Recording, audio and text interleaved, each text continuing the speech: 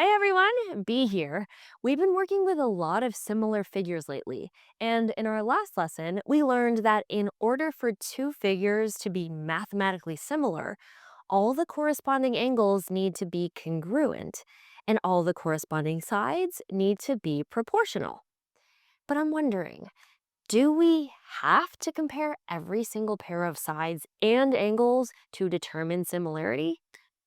Let's find out.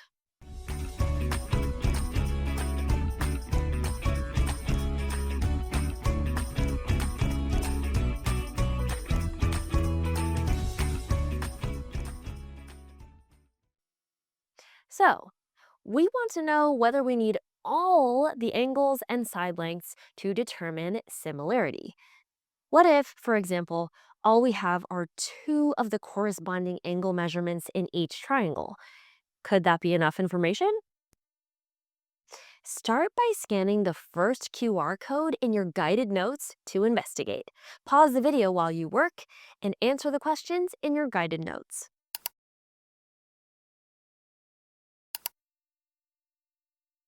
What did you notice about the two triangles as you changed the size of the white triangle? I found that I could always fit the white triangle exactly on top of the pink one by moving it around and scaling it up or down. Even though all we knew initially was that two pairs of corresponding angles were congruent, the triangles were still similar to each other. This is actually called the angle-angle similarity theorem, or AA for short. It states that if two angles of one triangle are congruent to their corresponding angles in another triangle, then the triangles are similar. Why don't we need all three pairs of corresponding angles? That's because of a different theorem you know, the triangle sum theorem. It states that the sum of all three angles in any triangle is 180 degrees. Take a look at these two triangles. We know that two angles in each triangle measure 74 degrees and 88 degrees. If we use the triangle sum theorem to find the missing angle in each triangle, will we get the same measurement or different measurements in each triangle? Yeah, they'll be the same, 18 degrees. 180 minus 74 minus 88 can only equal 18. So if two angles of one triangle are congruent to the corresponding angles of another triangle, then the triangles are similar because the third pair of angles must also be congruent. What if we only know that the side lengths of two different triangles are proportional? Can we determine similarity? Pause and scan the next QR code in your guided notes to investigate again. What did you notice? I found that no matter how I adjusted the left triangle, every time I toggled the angles to show on screen, the corresponding angles were always congruent. Turns out, we don't even need to know exactly what those angle measurements are. Just knowing the side lengths of each triangle is enough to determine its similarity. This is called the side-side-side similarity theorem, or SSS. If all three pairs of corresponding sides in two triangles are proportional, then the triangles are similar. So, now we know that we can determine similarity between two triangles with only two pairs of angles or three pairs of sides. That's pretty cool and might help make our work simpler. Go ahead and try these two problems. Determine whether each pair of triangles is similar and show how you know. Pause while you work and come back to check your answers. For number 1, even though only one pair of given angles is congruent, we can use the triangle sum theorem to calculate the missing angles in each triangle. The missing angle in the larger triangle is 35 degrees, and the missing angle in the smaller triangle is 55 degrees. That means that all three pairs of corresponding angles are actually congruent, making these triangles similar. For number 2, we need to check that all of the corresponding sides are proportional. If we put the smaller triangle's sides on top, we get 11 over 33, 9 over 27, and 12 over 48. The first two fractions simplify to 1 over 3, but the third one does not. So, these triangles are not similar.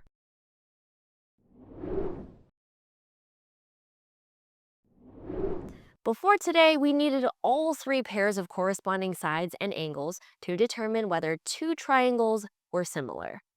But now that we can establish similarity with less information, we can reverse the process, using similarity to find missing sides or angles when we already know the triangles are similar. The triangles below are similar. What is the value of x? If you're feeling confident, pause and try it on your own before watching me go over it.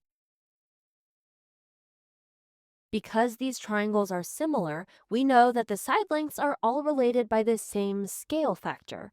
But what is that scale factor? Let's figure it out by labeling one triangle as the image and the other as the pre-image. I always like to label the figure with the missing value as the image whenever possible because it will help simplify my work later on. You can do the same in your guided notes, or if you'd like a challenge, pause here and try finding the value of x by labeling the figures the opposite way.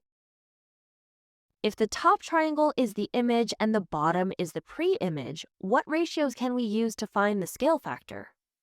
Yep, 35 over 14 or 40 over 16.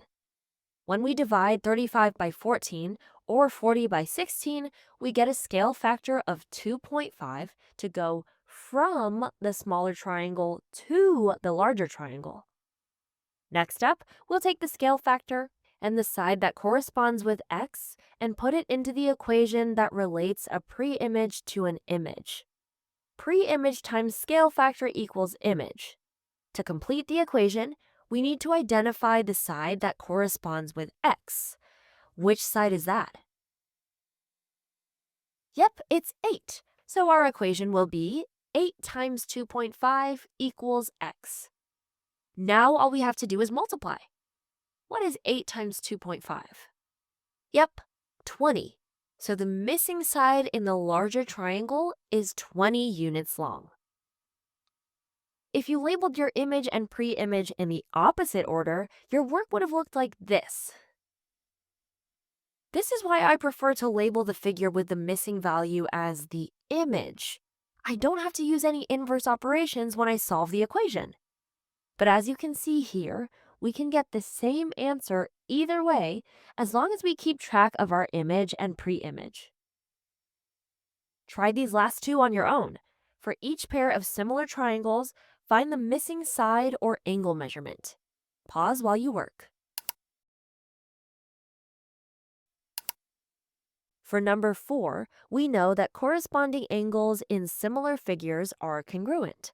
So the value of C is going to be the same as the unlabeled angle in the triangle on the right. How do we find the value of that angle, though?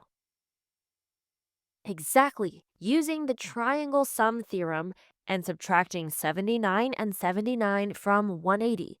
That gives us 22 degrees for the blank angle in the right triangle, and since that angle corresponds with C, the value of C is also 22 degrees.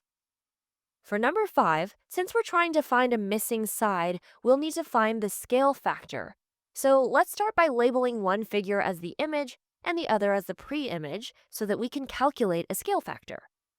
I'll label the figure with the variable as the image and the other as the pre-image. That gives me 11 over 44 or 9 over 36. Both of these fractions simplify to 1/4 or 0.25 if we convert that to a decimal. Now, we'll use our equation.